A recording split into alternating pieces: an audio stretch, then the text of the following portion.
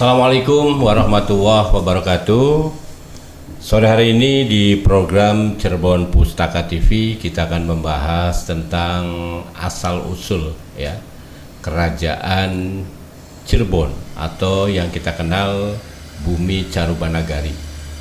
Saya akan mengawali acara ini dengan mencoba menelusuri daerah-daerah yang dulu menjadi pusat kerajaan-kerajaan seperti Kerajaan Surantaka di sekitar Desa Kedaton atau yang sekarang menjadi Kecamatan Kapetakan. Ini menarik karena memang Prabu Siliwangi ketika masa muda dia menemui pamannya, kemudian dia menikah dengan Nyi Ambedkasi, putri dari Ki Gedeng Pasa, atau kita kenal bahwa Nyi Ambedkasi itu juga santrinya Syekh Kuro. Narasumber kita seorang filolog, Dr. Ropan Safari Hasim M.Hum. Assalamualaikum Kang Opan. Waalaikumsalam warahmatullahi wabarakatuh. Ini edisi perdana Kang Opan karena kita akan mengangkat tentang budaya Cirebon, kemudian kesenian, dan juga mungkin menapaktilasi para pejuang-pejuang dulu yang kemudian sampai hari ini Cirebon sebagai kekuatan yang kita tahu bahwa dulu merupakan negara gede atau Carubanagari. Pak Opan bisa cerita sampai kemudian Prabu Siliwangi datang ke Kerajaan Surantaka. Ya, terima kasih Badar. Kalau menurut catatan sejarah Sunda, sekitar tahun 1370-an Prabu Niskala Wastu Kencana mengutus 2 orang pangeran. Yang pertama anaknya sendiri, yaitu Pangeran Surawijaya Sakti. Beliau diutus untuk mencari lokasi-lokasi yang cocok untuk didirikan sebuah pelabuhan. Pangeran Surawijaya Sakti itu studi tentang tempat yang cocok untuk pelabuhan. Pertama di sekitar Sindang Laut atau Sindang Kasih, daerah situ. Namun tempat itu tidak didukung oleh alur sungai yang bisa menuju sampai ke pedalaman. Kemudian tempat tersebut dicari di wilayah Muara Jati. Sebelumnya pernah ke wilayah utara, mungkin di Cimanuk atau apa ya. Nah, ketika menemukan tempat yang cocok itu di Muara Jati. Muara Jati itu lokasinya bukan pelabuhan yang sekarang, yaitu antara Desa Muara dan Gunung Jati. Ada sebuah gunung yang banyak ditumbuhi pohon jati. Nah, akhirnya dipilihlah tempat itu. Kalau lokasi yang sekarang tentu di sekitar wilayah Desa Surantaka yang sekarang disebut Desa Surakarta. Nah, keratonnya ya di Desa Keraton. Nah, kalau dulu pelabuhan itu tidak di laut ya, tapi di tepi sungai yang dekat muara, dekat laut ya. Jadi karena dulu teknologi untuk pengerukan belum ada ya, belum canggih, makanya kapal besar itu di tengah dan yang masuk ke pelabuhan itu perahu-perahu kecil, tepatnya di wilayah Celangcang. di Sungai Bondet mungkin ya papannya kalau ditelusuri ya? Bukan di ya? wilayah Bengawan Celangcang.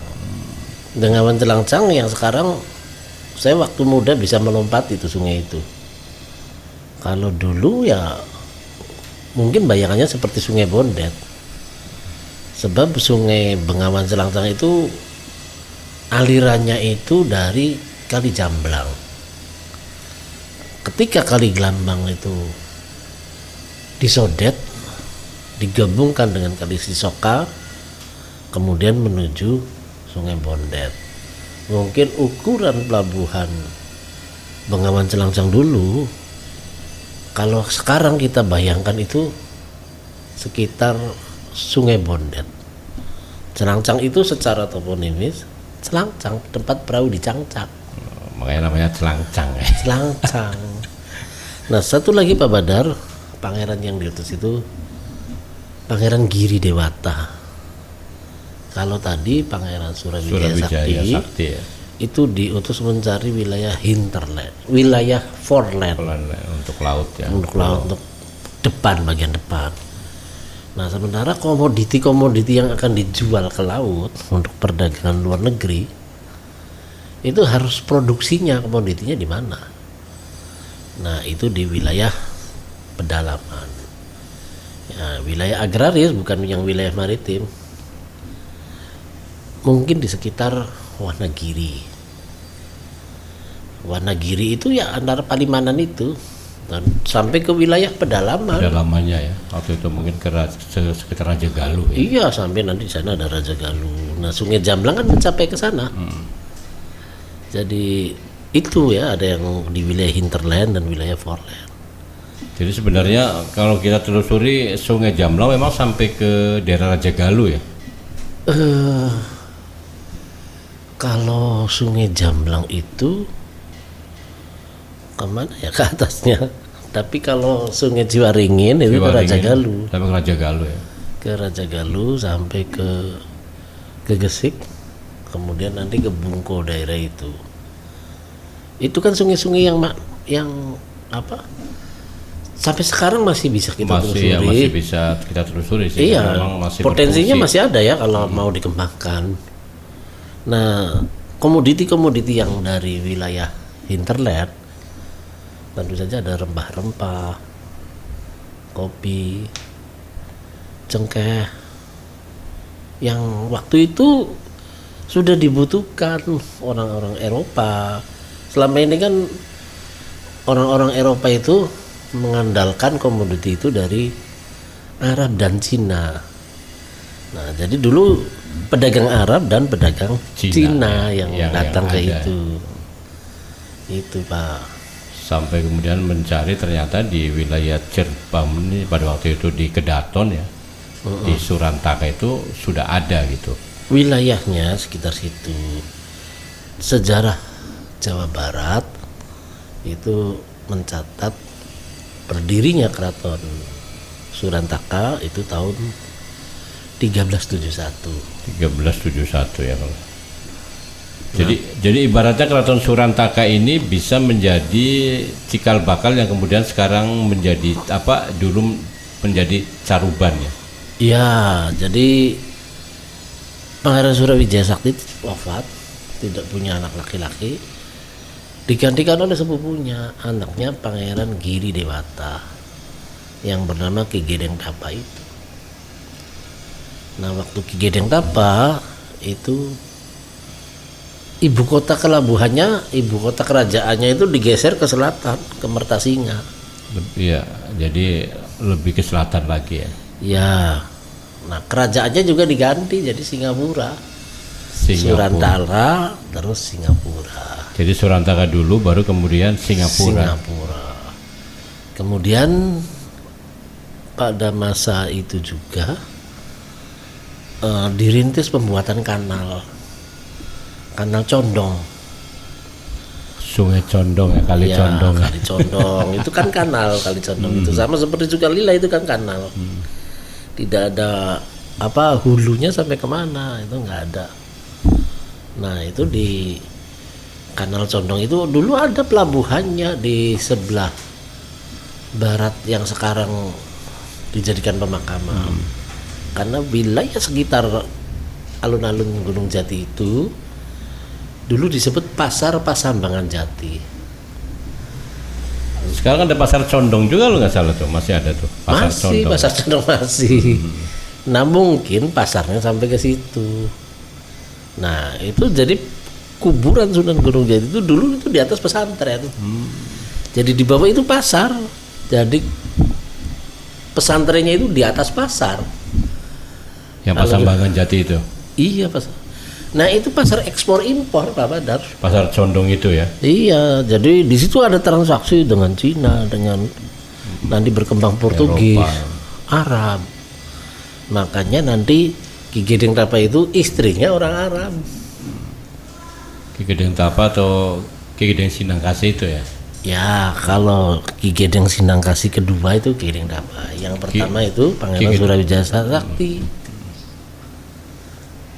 Itu.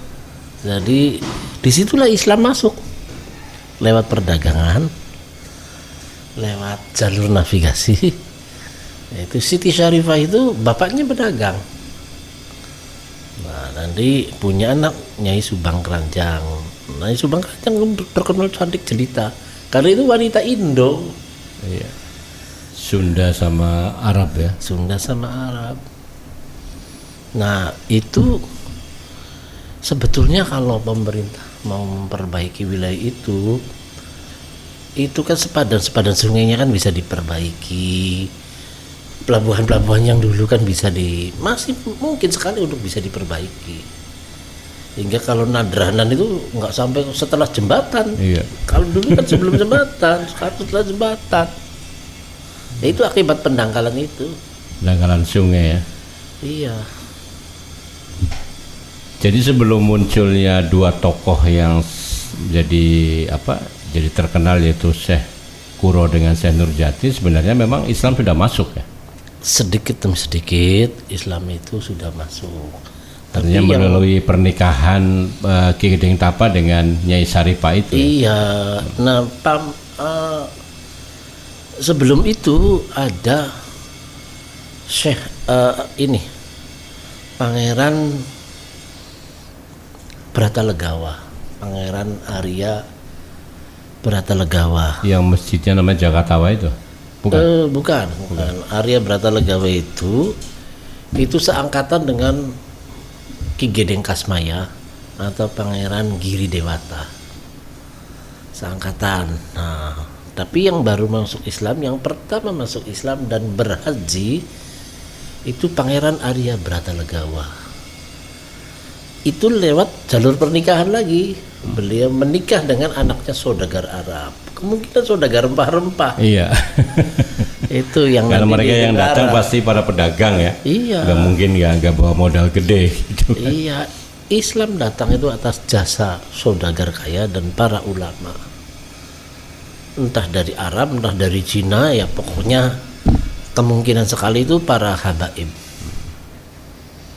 Nah, tahun 1415 dalam naskah Purwaka Carubanagari itu ada catatan kedatangan Laksamana Cengho. Nah, di situ turut serta seorang ulama yang naiknya itu dari Champa. Champa itu Vietnam Selatan.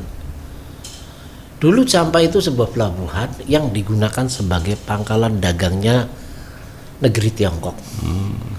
Nah, itu yang menguasai itu Laksamana Cengho. Cengho ya. Nah, Syekh Kuro itu naik, atau Syekh Kuro nanti dikenal dengan nama Syekh Hasanuddin bin Yusuf Siddiq. Dia seorang ulama dari keturunan Tiongkok, tapi menikah dengan orang Sampai. Champa. Nah, jadi nanti ada suku Jarai. Suku Jarai itu menurut antropolog dari Jepang, Dr. Mika, kata Dr. Mika, antara suku Champa dengan Cina itu nanti melahirkan suku Jarai. Beliau sudah meneliti ke sana dan kita sering ketemu. Nah, salah satu orang yang dari suku Jarai itu nanti Syekh Hasanuddin bin Yusuf Siddiq atau Syekh Kuro.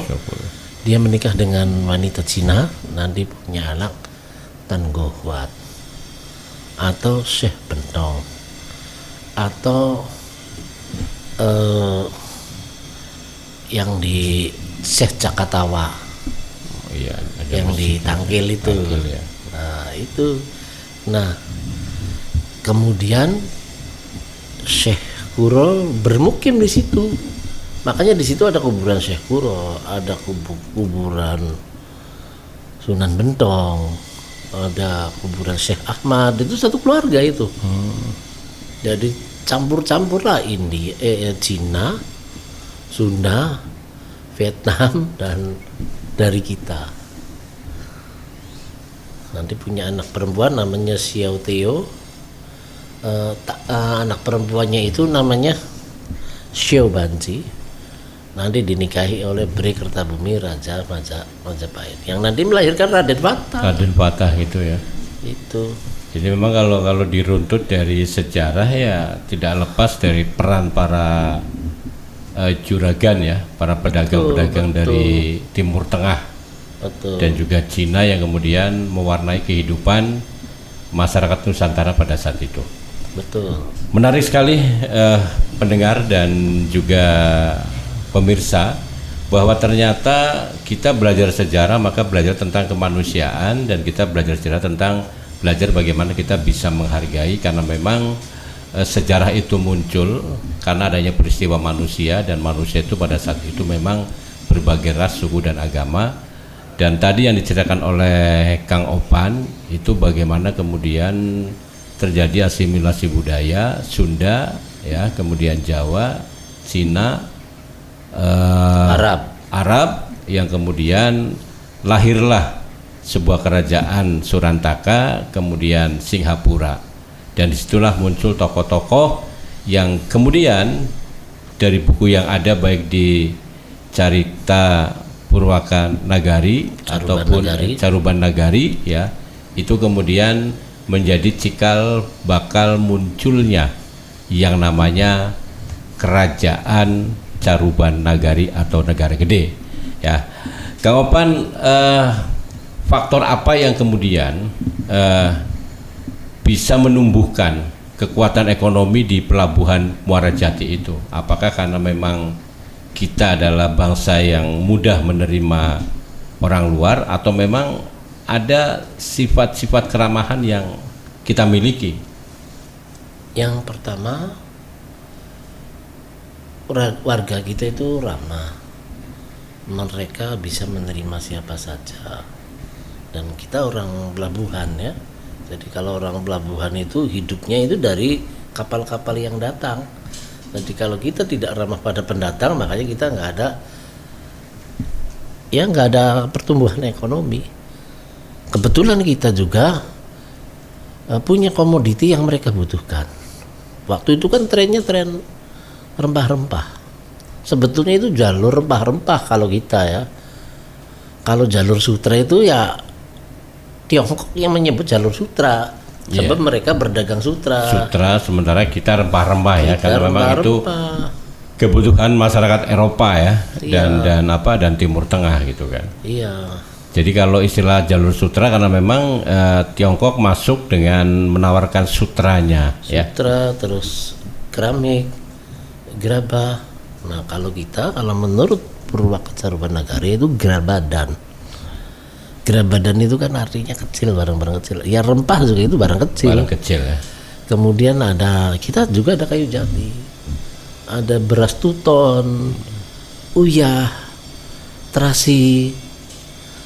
Nah itu komoditi kita. Nah ini saling bertemu, saling butuh.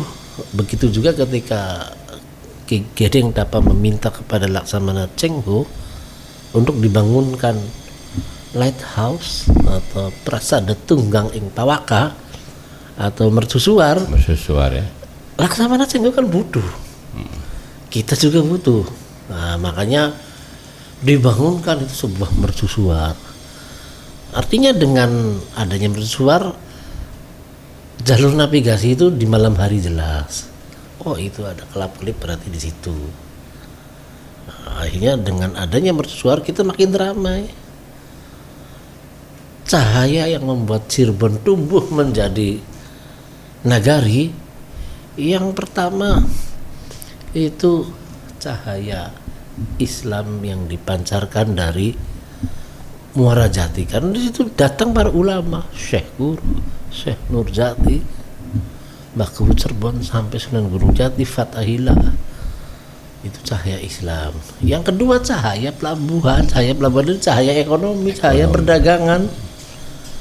Makanya Cirebon itu tumbuh secara material, secara spiritual itu tumbuh menjadi sebuah nagari yang berkembang pesat. Iya. Wah, luar biasa ini. Terutama masyarakat Cirebon harus bangga ya, karena memang dari dulu dua cahaya ya, cahaya syiar Islam dengan cahaya ekonomi ini menjadi titik kebangkitan Islam di bumi Caruban Nagari. Para pendengar, kita akan terus berbincang-bincang, dan episode yang pertama kita sengaja menggali tentang potensi awal, asal usul masyarakat Cirebon, dan tadi Kang Opan sudah mengurai cukup panjang dari mulai perjalanan Pangeran Surawijaya Sakti dengan Pangeran satu lagi Giri Dewata yang itu merupakan putra dari Raja Niskalawastu ya, dari Pajajaran. Dua orang putranya itu, yang pertama survei untuk mencari titik pelabuhan, kemudian yang satunya untuk mencari titik untuk bagaimana bisa mengembangkan perdagangan.